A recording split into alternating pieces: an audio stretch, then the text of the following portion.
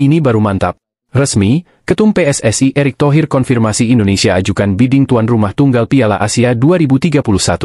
Ketua Umum PSSI, Erick Thohir, mengonfirmasi pihaknya sudah mengajukan bidding tuan rumah tunggal ajang Piala Asia 2031. Pengajuan bidding itu sudah resmi ditandatangani Erick Thohir dan Sekretaris Jenderal, Sekjen, PSSI, Yunus Nusi. Selain itu, minat untuk menjadi tuan rumah Piala Asia 2031 sudah disampaikan secara resmi ke markas AFC di Kuala Lumpur, Malaysia. Indonesia memasukkan bidding untuk menjadi tuan rumah tunggal Piala Asia 2031, ujar Erick Thohir di Jakarta, Selasa, 10 Desember 2024. Pria yang juga menjabat sebagai Menteri BUMN ini menyatakan, terakhir kali Indonesia menjadi tuan rumah Piala Asia terjadi pada 2007. Namun, kala itu tuan rumah Piala Asia dibagi menjadi 4 negara yaitu Indonesia, Malaysia, Vietnam, dan Thailand. Pada edisi 2031 nanti, Erick Thohir menegaskan pihaknya ingin Indonesia menjadi tuan rumah tunggal. Kita terakhir menjadi tuan rumah ajang itu tahun 2007, itu pun bersama 3 negara Asia Tenggara lain. Artinya, kami ingin menjadi single host di ajang bergengsi itu, katanya. Menurut dia, pengalaman Indonesia menyelenggarakan beberapa turnamen kelas dunia menjadi modal yang cukup bagus. Salah satunya ketika menjadi tuan rumah Piala Dunia U17 2023 yang berlangsung sangat sukses di Indonesia. Terlebih kita pernah menjadi tuan rumah Piala Dunia U17 tahun lalu, ucap Erick Thohir. Dengan pengalaman tersebut, Indonesia menurut Erick Thohir sudah siap menyelenggarakan turnamen internasional. Termasuk sumber daya manusia, SDM, infrastruktur, stadion, dan beberapa fasilitas penunjang lainnya. Sehingga dari segi kesiapan panpel dan fasilitas stadion berstandar FIFA sudah terpenuhi, pungkasnya. Sementara itu, AFC baru menentukan lokasi Piala Asia untuk edisi 2027 mendatang. Arab Saudi akan menjadi tuan rumah. AFC sendiri sudah memulai prosedur penawaran tuan rumah Piala Asia 2031 mendatang. Gebrakan yang dilakukan PSSI tersebut sontak mendapat sorotan dari sejumlah pihak, termasuk dari media asal Korea Selatan yakni Sports Han KR. Dalam salah satu ulasan terbarunya, media tersebut menyoroti era emas timnas Indonesia bersama pelatih Shin Tae-yong dan kini siap bersaing untuk jadi tuan rumah Piala Asia. Menikmati masa kejayaannya bersama pelatih Shin Tae-yong, Indonesia menyatakan akan menjadi tuan rumah Piala Asia 2031, tulis Sports Han KR. Setelah dilatih Shin Tae-yong, Indonesia muncul sebagai kuda hitam di panggung Asia berusaha untuk melangkah lebih jauh sebagai tuan rumah pesta sepak bola terbesar di Asia, tambah laman tersebut. Terlepas dari proses bidding Piala Asia 2031 mendatang, timnas Indonesia sendiri sudah dipastikan lolos langsung ke putaran final Piala Asia 2027 nanti. Skuad Garuda memastikan tiket tersebut setelah finish runner-up di putaran kedua kualifikasi Piala Dunia 2026. Bagi timnas Indonesia, ini merupakan kali ke-6 sepanjang sejarah skuad merah putih bisa tampil di turnamen tertinggi antar negara Asia. Bagaimana menurut kalian? Inilah 6 kelebihan Kevin Dix yang untungkan timnas Indonesia selain jago penalti. Timnas Indonesia bagaikan mendapatkan durian runtuh setelah Kevin Dix, pemain bertahan FC Copenhagen, berhasil dinaturalisasi. Betapa tidak, Dix harus diakui merupakan pemain grade A yang memiliki beberapa kelebihan. Salah satunya sebagai eksekutor penalti ulung.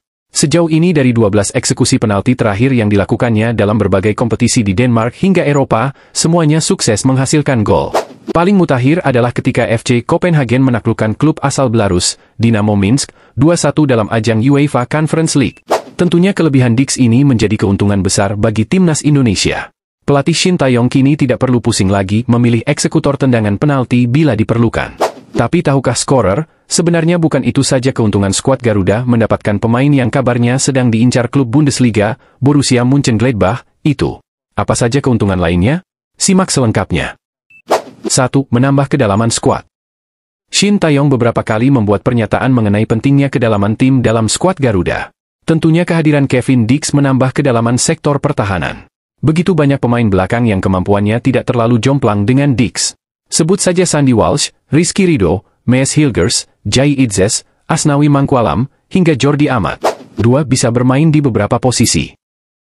Posisi utama Kevin Dix di klubnya, FC Copenhagen, adalah bek tengah.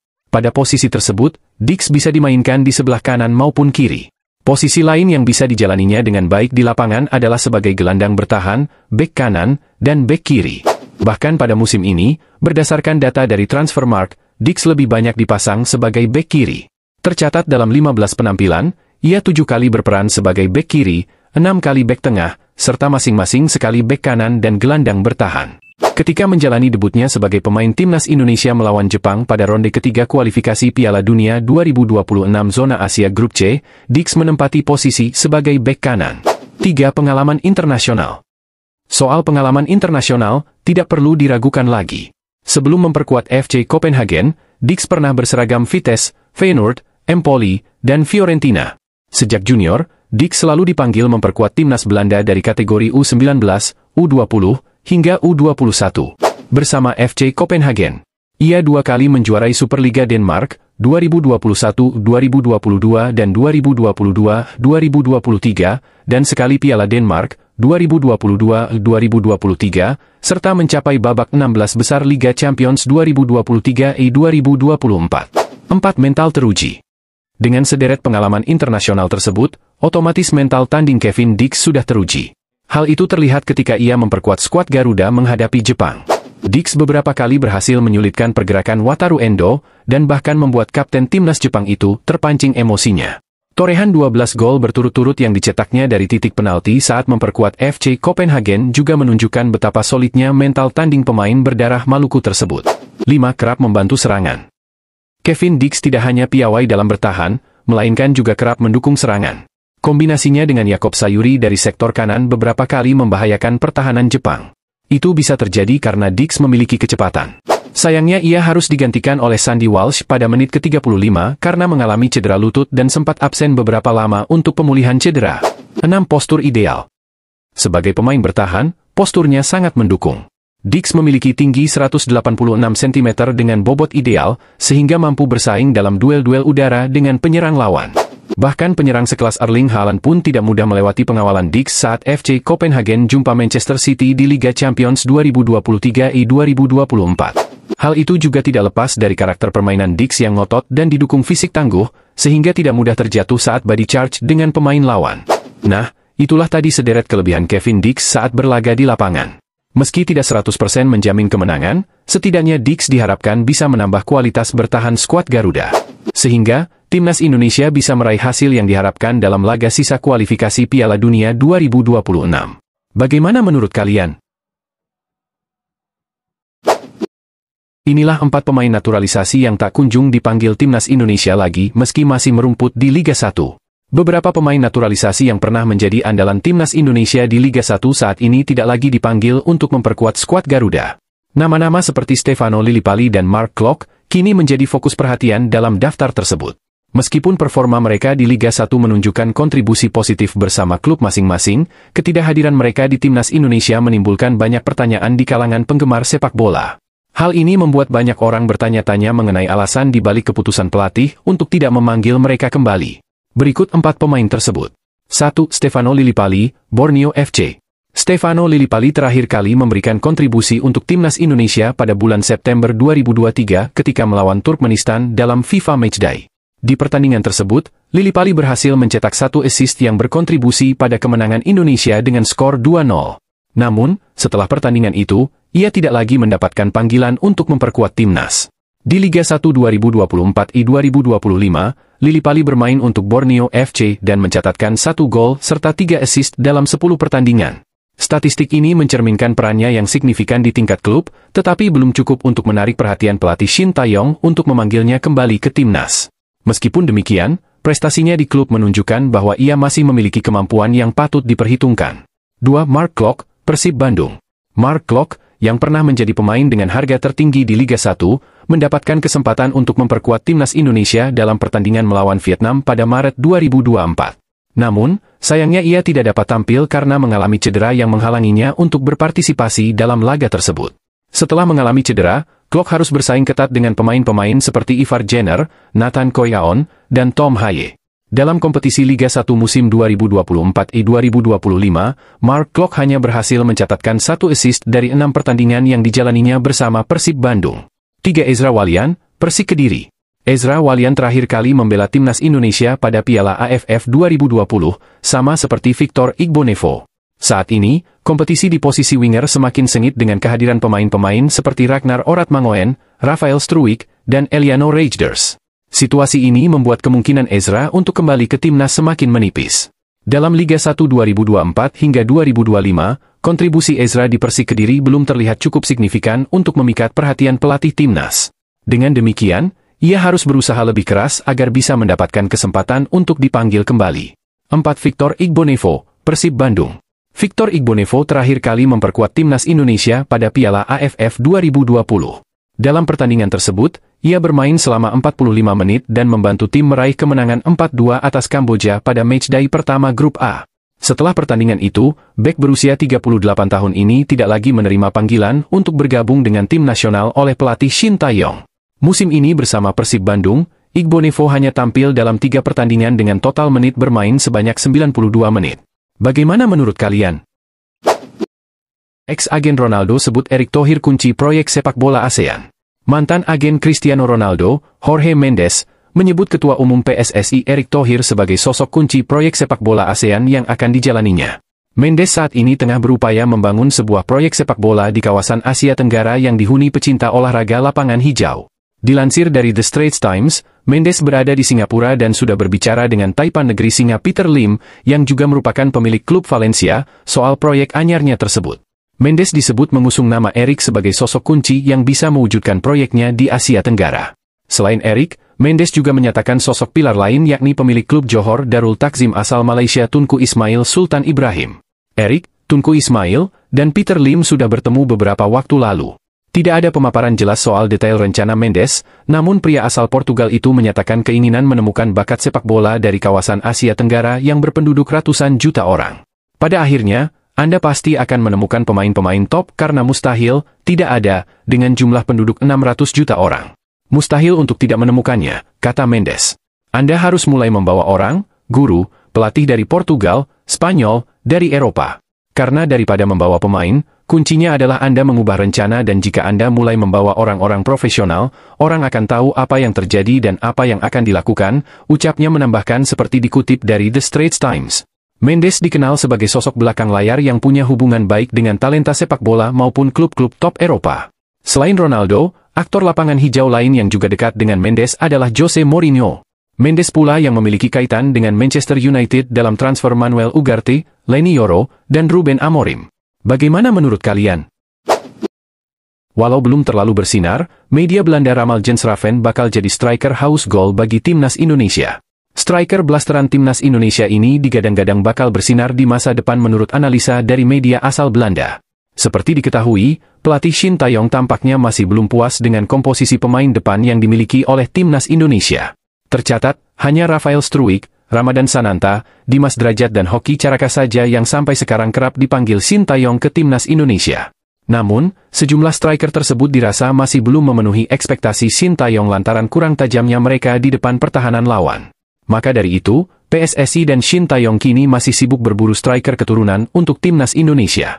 Di sisi lain, media asal Belanda tiba-tiba merilis sebuah artikel yang menyebut jika timnas Indonesia tak perlu mencari striker baru lagi. Pasalnya, skuad merah putih dikatakan telah mempunyai striker potensial yang diramal bakal bersinar di masa depan menurut media Belanda. Jens Raven diramal akan menjadi solusi atas kebuntuan di lini depan timnas Indonesia yang selama ini dicari oleh Shin Tae-yong.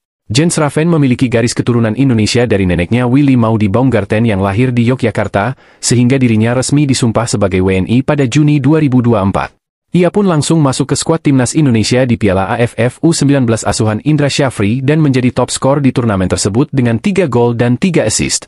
Bukan cuma itu, debutnya bersama timnas Indonesia juga berakhir manis dengan berkontribusi terhadap keberhasilan Garuda Muda juara Piala AFF U19.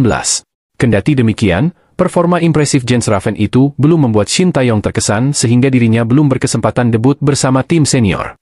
Namun jauh sebelum itu, ternyata media lokal Belanda telah meramal potensi yang dimiliki oleh Jens Raven bahkan sebelum menjadi pemain timnas Indonesia. Menurut media lokal Belanda Haaglanden Voetbal, Jens Raven bisa menjadi senjata mematikan bagi timnas Indonesia di masa mendatang. Di Indonesia, pemain yang menjadi bagian Jong FC Dordrecht sejak 2023 itu dinilai bisa menjadi striker ideal masa depan timnas, rilis Haaglanden Voetbal beberapa saat yang lalu. Karena usianya yang masih muda, Raven juga bisa digunakan di tim nasional U19 Indonesia, jelasnya. Menurut media tersebut, Jens Raven memiliki sejumlah kelebihan seperti versatile atau bisa ditempatkan di posisi manapun serta ketahanan fisik yang baik. Pemain yang kuat secara fisik dan kreatif itu bisa ditempatkan di beberapa posisi dalam tim.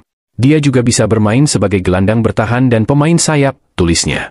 Maka dari itu, Shin Tae-yong pun sempat tertarik dengan Jens Raven sekaligus sebagai sosok penting yang membawa sang pemain ke timnas Indonesia Junior. Pelatih Shin Tae-yong menjadi tertarik pada Raven ketika dia melihatnya selama kunjungannya ke Den Haag Mei lalu, tutupnya. Bagaimana menurut kalian? Kevin Dix cetak sejarah gila, nama timnas Indonesia berkali-kali disebut media Jerman. Bintang timnas Indonesia Kevin Dix mencetak sejarah baru bagi timnas Indonesia. Pemain keturunan Maluku ini bahkan membuat timnas Indonesia disorot media Eropa berkat penampilan impresifnya dalam membela FC Copenhagen. Kevin Dix berhasil menjadi pahlawan kemenangan dalam laga Dinamo Minsk versus FC Copenhagen dalam UEFA Conference League pada Kamis, 29 November 2024, dini hari waktu Indonesia Barat. Bermain di Mehdi Husseizadeh Stadium, Kevin Dix berhasil membawa kemenangan untuk FC Copenhagen lewat tendangan penaltinya pada menit 55. Gol Kevin Dix inilah yang membuat FC Copenhagen unggul 2-1 atas Dinamo Minsk malam itu. Kevin Dix menjadi pemain timnas Indonesia pertama yang mencetak gol di UEFA Conference League. Bahkan Kevin digadang-gadang bisa menjadi pemain timnas Indonesia pertama yang berlaga di Bundesliga, sebuah liga sepak bola profesional teratas atau kompetisi utama sepak bola di Jerman. Penampilan Dix inilah yang membuat timnas Indonesia menjadi sorotan media Jerman. Berkat penampilan cemerlang Kevin Dix, nama Indonesia berkali-kali disebut salah satu media ternama Jerman. Sky Sport dalam ulasannya berkali-kali menyebut jika Kevin Dix merupakan pemain timnas Indonesia. Bisa jadi pemain timnas Indonesia pertama yang main di Bundesliga, apakah saya salah? Kevin Dix, kata salah satu jurnalis. Lebih lanjut jurnalis Sky Sport Jerman, Florian Plettenberg membacakan profil pemain timnas Indonesia tersebut. Sebelumnya, Florian Plettenberg juga pernah menyebut dalam akun X pribadinya jika Kevin Dix masuk ke dalam daftar klub Borussia Mönchengladbach untuk bermain di Bundesliga di musim dingin nanti. Borussia Mönchengladbach ingin memperkuat skuad mereka dengan bek tengah baru di musim dingin. Satu nama dalam daftar mereka adalah Kevin Dix, tuturnya. Reaksi Kevin Dix sementara itu Kevin Dix dalam wawancaranya bersama media lokal asal Denmark Bold DK menceritakan penampilannya dalam melawan Dinamo Minsk. Saya benar-benar senang dengan 3 poin tersebut. Saya berteriak keras dalam 10 menit terakhir, bahwa kita harus menunjukkan keberanian kita dan berjuang untuk 3 poin, kata Kevin Dix kepada Bold DK. Tak cuma mewawancarai Kevin Dix, salah satu jurnalis Denmark, Raymond Nelausen bahkan memberikan pujian buat pemain keturunan Maluku tersebut di laman Bold DK. Dix memainkan peran penting dalam pertandingan. Dialah yang mencetak gol kemenangan, karena dia kembali menjadi andalan bahkan dari titik penalti, tulis Raymond Nelausen. Bagaimana menurut kalian? Elkan Bagot bongkar sifat asli Shin Tae-yong. Bek muda keturunan Inggris, Elkan Bagot, membongkar sosok asli pelatih timnas Indonesia, Shin Tae-yong, dan menyanjungnya sebagai sosok yang hebat. Di mata bek berusia 22 tahun itu, pelatih asal Korea Selatan tersebut adalah pelatih yang sangat hebat dan amat detail soal permainan. Menurut opini saya, dia adalah pelatih yang sangat bagus, sangat detail, kata Elkan Bagot dikutip dari YouTube PSSI TV Medio 2022 silam. Maksud saya sebagai contoh, pertemuan untuk analisa, pertandingan, kemarin. Melihat semuanya secara detail, dan itu bagus, lanjutnya. Bagi bek yang tengah dipinjamkan ke Blackpool FC itu, analisa mendalam Shin Tae-yong itu menunjukkan bagaimana timnas Indonesia bermain dan bagaimana permainan yang diinginkannya. Karena itu menunjukkan kepada kami cara bagaimana dia ingin kami bermain. Itu membuat mudah, pemain, untuk masuk ke lapangan dan mempraktikannya, pungkasnya. Pujian yang diberikan Elkan Bagot kepada Shin Tae-yong menunjukkan harmonisnya hubungan kedua sosok penting bagi timnas Indonesia itu. Hubungan harmonis yang dimiliki keduanya terjalin bukan tanpa alasan. Pasalnya, Elkan Bagot adalah pemain keturunan pertama di luar negeri yang membela timnas Indonesia era Shin Tae-yong. Elkan Bagot pertama kali diproyeksikan PSSI dan Shin Tae-yong untuk membela timnas Indonesia U19 di Piala Dunia U20 2021. Saat itu, Elkan Bagot bahkan sudah bermain untuk timnas Indonesia U19 di laga persahabatan kontra Makedonia Utara pada 2020. Namun setelahnya, polemik hadir saat Elkan Bagot menolak panggilan timnas Indonesia pada Mei 2021 dengan adanya pembatasan sosial akibat pandemi COVID-19. Singkat cerita, polemik itu berakhir pada November 2021 saat Elkan Bagot bergabung timnas Indonesia dan tampil di laga persahabatan kontra Afghanistan. Setelah itu, Elkan Bagot terus jadi andalan Shin Tae-yong entah itu di Piala AFF 2020, kualifikasi Piala Asia 2023, kualifikasi Piala Asia U23 2024, hingga Piala Asia 2023. Sayangnya, hubungan harmonis antara Elkan Bagot dan Shin Tae-yong hancur pada Mei lalu, tepatnya di playoff Olimpiade 2024 kontra Guinea U23. Saat itu, Elkan Bagot diduga menolak panggilan Shin Taeyong untuk tampil di laga kontra Guinea U23 kendati dirinya baru menuntaskan musimnya bersama Bristol Rovers. Sejak saat itu, Shin Taeyong tak pernah lagi memanggil Elkan Bagot ke timnas Indonesia, terutama di akhir putaran kedua dan kini di putaran ketiga kualifikasi Piala Dunia 2026. Kini, timnas Indonesia telah memiliki banyak bek keturunan di skuadnya. Meski begitu, banyak publik tanah air masih berharap agar Elkan Bagot berdamai dengan Shin Taeyong dan berseragam merah putih kembali. Bagaimana menurut kalian? Shin Taeyong dorong Marcelino Ferdinand untuk bisa sukses seperti Son Heung-min. Pelatih timnas Indonesia, Shin Taeyong, mendorong Marcelino Ferdinand untuk bisa sukses seperti bintang asal Korea Selatan Son Heung-min. Hal itu diutarakannya saat berbincang dengan rekannya yang merupakan komedian Korea Selatan, Lee Kyung-kyu. Dalam kanal YouTube Lee Kyung-kyu, Shin Taeyong menceritakan dirinya memberikan kesempatan Marcelino Ferdinand bermain di timnas senior saat masih berusia 17 tahun. Itu dilakukannya lantaran melihat potensi yang besar pemain jebolan Akademi Persebaya Surabaya tersebut untuk menjadi pemain besar. Bahkan, dia menilai Marcelino Ferdinand bisa menyamai pesepak bola dunia asal Korea Selatan yang kini merumput di Liga Inggris. Dia itu tingkat percaya diri tinggi, berani, dan energi semangat mudanya sangat tinggi, kata Shin Taeyong dalam perbincangannya dengan Lee Kyung-kyu. Saya pikir anak ini bisa sukses, dan saya juga pernah bilang ke dia, kamu punya kesempatan untuk bisa menjadi pemain berkelas, seperti pemain timnas Korea Selatan Son Heung-min, tambah ex-pelatih timnas Korea Selatan itu. Namun, pelatih berusia 54 tahun itu juga mengungkapkan ada hal yang membuat performa Marcelino Ferdinand sempat mengalami stagnan. Tapi tiba-tiba beberapa waktu di sini, ada klub Belgia yang tertarik, lalu dia pergi ke sana. Itulah yang buat Marcelino jadi stagnan perkembangannya, jelasnya. Memang, Marcelino Ferdinand sempat memperkuat klub asal Belgia, KMSK Deinze, setelah performa apiknya bersama timnas senior maupun U23. Tapi bersama klub tersebut, selama 2 musim, 2022 hingga 2023 dan 2023 hingga 2024, total dia hanya dimainkan dalam 7 pertandingan dan mencetak 1 gol. Kini Marcelino pun sudah hijrah ke klub Liga Inggris, Oxford United. Namun dia juga masih belum mendapatkan kesempatan bermain kendati sudah beberapa kali masuk dalam line-up. Marcelino mencuri perhatian berkat performanya saat memborong 2 gol kemenangan timnas Indonesia atas Arab Saudi di Stadion Utama Gelora Bung Karno, Jakarta, 19 November lalu. Kemenangan itu membuat timnas Indonesia sementara menempati posisi ketiga grup C dengan 6 poin dari 6 laga yang telah dijalani. Dengan performanya, Marcelino, pada permainan kemarin, aku rasa dia masih bisa bertumbuh menjadi pemain yang lebih baik ke depannya, kata Shin Taeyong. Bagaimana menurut kalian? Mengharukan, inilah kisah Tom Hye menahan rasa sakit demi Indonesia. Gelandang timnas Indonesia, Tom Hye membahas perjuangannya saat membantu Garuda menang atas Arab Saudi. Ternyata, dia bermain dengan menahan rasa sakit. Tom Hye tampil sebagai starter saat timnas Indonesia menjamu Arab Saudi lalu. Hye menjadi gelandang utama dalam mengatur serangan, bekerja sama dengan Ivar Jenner dan Marcelino Ferdinand dalam formasi 5-3-2. Hye tercatat tampil hingga menit ke-68 sebelum posisinya digantikan oleh Nathan Choyaon ketika timnas Indonesia sudah unggul 2-0. Terkini, lewat kanal YouTube-nya, The Highway, gelandang Almere City itu menjelaskan bagaimana perjuangannya membantu timnas Indonesia menggasak elang hijau. Hye mengaku memaksakan diri untuk tetap tampil setelah pergelangan kakinya terkilir. Dia mengaku tersiksa dengan nyeri di kakinya, tetapi sadar bahwa harus tetap berjuang mengingat kemenangan kontra Arab Saudi menjadi target Garuda. Sebenarnya, pergelangan kaki saya sudah terkilir sebelum babak pertama. Lalu, pada jeda pertandingan, kami mencoba membalutnya untuk memberikan kekuatan tambahan, ujar Hye. Saya pun bisa melanjutkan pertandingan. Namun, sejatinya saya merasa sangat sakit saat bermain. Tentu saja, pada laga penting semacam ini, saya hanya ingin melanjutkan pertandingan. Hye mengaku setelah Indonesia unggul 2-0, dia tetap ingin melanjutkan pertandingan. Namun, terdapat momen yang membuatnya sudah tak lagi tahan dengan nyeri yang dirasakan. Ada sebuah momen di mana rasa sakit yang saya alami sudah semakin memburuk, kata Hye.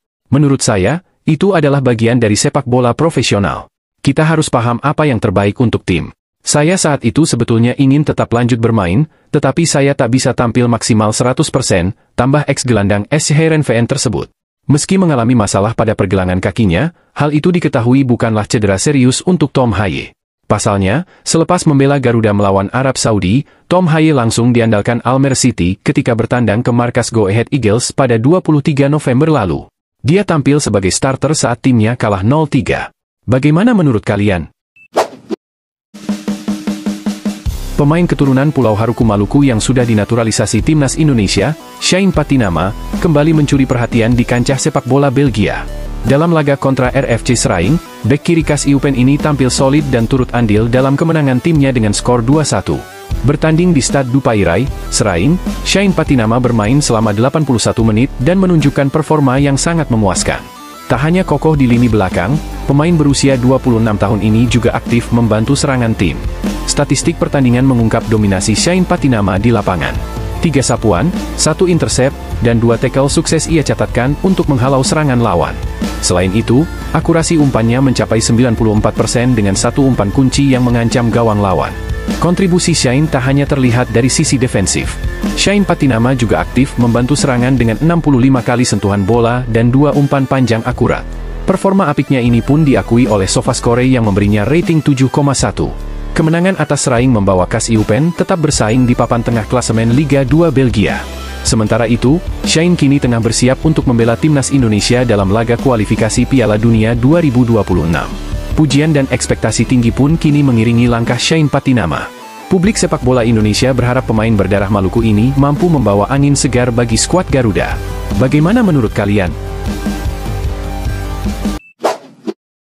Ramadan Sananta dapat tawaran dari klub luar negeri, manajer Persis Solo singgung kontrak sang pemain. Persis Solo memberikan respon soal tawaran klub luar negeri yang mulai menggoda satu di antara pemain andalannya, Ramadan Sananta. Saat ini, striker berusia 21 tahun tersebut masih terikat kontrak di Persis sampai akhir musim BRI Liga 1 2024-2025. Kabar soal tawaran klub luar negeri ini disampaikan langsung Ramadan Sananta. Dia bilang, sudah ada klub yang berminat untuk merekrutnya dari Persis Solo. Namun, sang pemain tak menyebut secara spesifik soal klub mana yang dimaksud.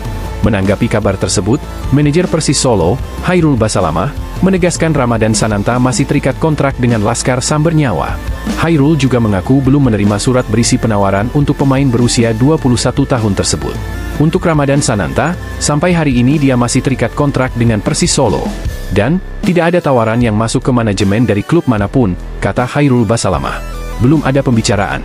Saat direkrut Persis Solo dari PSM Makassar pada medio Juli 2023, penyerang kelahiran 27 November 2002 itu mendapatkan kontrak berdurasi 2 musim. Kontrak Ramadan Sananta masih berlangsung hingga akhir Mei 2025. Hairul Basalamah mengatakan, tidak ada pembicaraan yang mengarah pada tawaran semacam ini saat dirinya berinteraksi dengan Sananta. Dia malah baru mengetahui kabar tersebut. Saat saya bertemu dengan Sananta, ya tidak ada pembicaraan apa-apa mengenai tawaran dari klub lain. Jadi, saya malah nggak tahu kalau ada kabar seperti itu, ujar lelaki yang akrab disapa Abud tersebut. Masih pemain Persis. Yang jelas, Abud menegaskan status Sananta yang masih terikat kontrak dengan Laskar Sambernyawa. Selain itu, dia juga menyebut striker timnas Indonesia itu masih menjadi bagian dari rencana Persis. Soal rencana melepas kepergian Ramadan Sananta saat kontraknya habis pada akhir BRI Liga 1 musim ini, Abud juga belum bisa memastikan karena belum mendapatkan surat penawaran secara resmi. Yang pasti, Sananta masih menjadi bagian dari Persis Solo dan masih menjadi bagian dari rencana kami.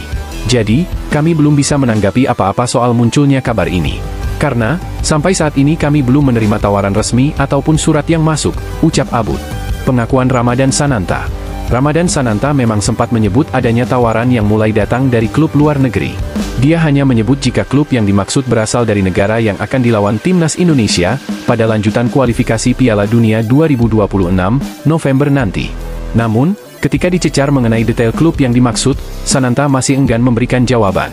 Ex-pemain PSM Makassar itu hanya meminta doa agar keinginannya bermain di luar negeri bisa terwujud. Asia, negara yang akan kita lawan nanti. Saya fokus ke Persis Solo dulu, karena ada kontrak sampai Mei, kata Sananta saat ditemui di SUGBK. Bagaimana menurut kalian?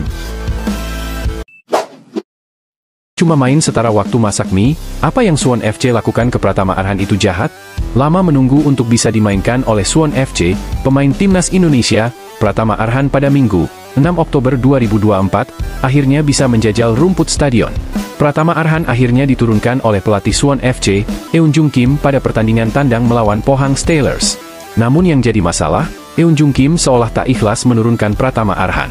Bayangkan saja, suami dari Aziza Salsa itu dimainkan pada menit ke-93. Arhan masuk menggantikan Jaewon Lee. Praktis Pratama Arhan hanya main sekitar 4 menit.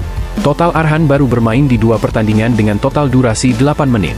Waktu 4 menit Pratama Arhan setara dengan waktu memasak mie instan. Kondisi ini tentu saja cukup mengkhawatirkan. Apalagi beberapa waktu lalu, Arhan dipanggil kembali oleh pelatih Shin Tae-yong untuk memperkuat timnas Indonesia di babak ketiga kualifikasi Piala Dunia 2026. Pemanggilan Arhan ini menimbulkan pro kontra di kalangan publik sepak bola nasional. Dengan hanya memainkan 8 menit di 2 pertandingan, Arhan dianggap tak layak bela timnas Indonesia. Pelatih Shin Tae-yong punya alasan tersendiri mengapa memanggil kembali Arhan ke skuad merah putih. Jika timnas tidak memilih dia, performanya bisa merosot. Saya pilih dia untuk masa depan sepak bola Indonesia, ujar Shin pada Desember 2023. Pratama Arhan meraih perhatian bersama timnas Indonesia sebelum bersinar di PSIS Semarang, di mana ia dinobatkan sebagai pemain muda terbaik pada Piala Menpora 2021. Bagaimana menurut kalian? Kabar gembira! Sempat ditepikan Shin Tae-yong, Elkan Bagot akhirnya comeback. Kabar gembira datang dari bek jangkung Indonesia, Elkan Bagot. Pemain berusia 21 tahun itu sempat ditepikan pelatih timnas Indonesia, Shin Tae-yong di FIFA Matchday bulan lalu. Namun, kabar gembira itu datang dari pemain kelahiran Bangkok, Thailand. Setelah menghabiskan waktu sekitar 1,5 bulan karena cedera, Elkan Bagot segera comeback dan merumput kembali bersama Blackpool. Pelatih Steve Bruce sebelumnya menyebutkan sang bek muda harus memakai sepatu pelindung karena cedera parah. Jeda internasional selama 2 pekan ini dimanfaatkan Blackpool untuk menyembuhkan pemain yang sedang cedera. Mereka semua, termasuk Elkan Bagot, sesuai jadwal dan ingin bermain di lapangan, yang merupakan sebuah permulaan, kata Steve Bruce dilansir dari Blackpool Gazette. Dia memaparkan, dalam 2 minggu ke depan, sebagian besar dari pemain yang cedera sudah berlatih dengan klub. Oli, Norburn, dan Elkan Bagot sama-sama berada di lapangan minggu ini, jadi mereka akan berlari di sana, dan mudah-mudahan kita bisa melihat mereka kembali ke skuad dalam beberapa minggu ke depan, tegas dia. Masih layakkah Elkan Bagot dipanggil ke timnas Indonesia? Bagaimana menurut kalian? Shin Tae-yong didorong panggil Beto Goncalves ke timnas Indonesia gara-gara masuk daftar 20 besar pencetak gol terbanyak di dunia. Harapan itu diutarakan beberapa netizen di media sosial di unggahan kolom komentar akun Gossip Football. Beto semoga dipanggil lagi sama ST, tulis akun Blueblak1210. Santai aja pasti dipanggil untuk AFF, sambung akun Ervan18. Dorongan ini muncul karena jurnalis berdarah Jepang Argentina Carlos Arasaki baru saja merilis data 100 pemain aktif yang mencetak gol paling banyak. Berdasarkan data yang diambil hingga 1 Oktober 2024, di luar dugaan Beto Goncalves menempati peringkat 22 dunia dengan 346 gol. Beto Goncalves yang sepanjang karir profesionalnya pernah membela Madura United, Sriwijaya FC, Persipura Jayapura hingga kini membela PSBS Biak, mengungguli nama-nama beken seperti Radamel Falcao, 344, Kylian Mbappe, 338, hingga Ciro Immobile, 312. Di Asia Tenggara, hanya Beto Goncalves yang menempati peringkat 20 besar dunia. Pesaing terdekat Beto Goncalves adalah penyerang timnas Thailand, Terasil Dangda, yang mengemas 296 gol dan menempati peringkat 44 dunia. Kemudian pertanyaan muncul, jika berdasarkan data Transfermarkt, jumlah gol Beto Goncalves cuma 146 gol. Kenapa menurut data Carlos Arasaki jumlah gol Beto Goncalves menembus 346 gol? Di Transfermarkt, jumlah gol yang dihitung hanyalah ketika Beto Goncalves merumput di Liga Indonesia. Sementara itu, gol-gol Beto saat merumput di Liga Brasil dari 1999 hingga 2008 tidak tercatat oleh Transfermarkt, namun Carlos Arasaki berhasil mendapatkan datanya. Sekarang yang jadi pertanyaan, tertarikkah Shin Tae-yong memanggil Beto Goncalves? Berhubung Shin Tae-yong gemar mengandalkan penyerang muda yang piawai melakukan pressing, hampir tak ada peluang Beto Goncalves comeback ke timnas Indonesia, sekalipun untuk tampil di Piala AFF 2024. Bagaimana menurut kalian?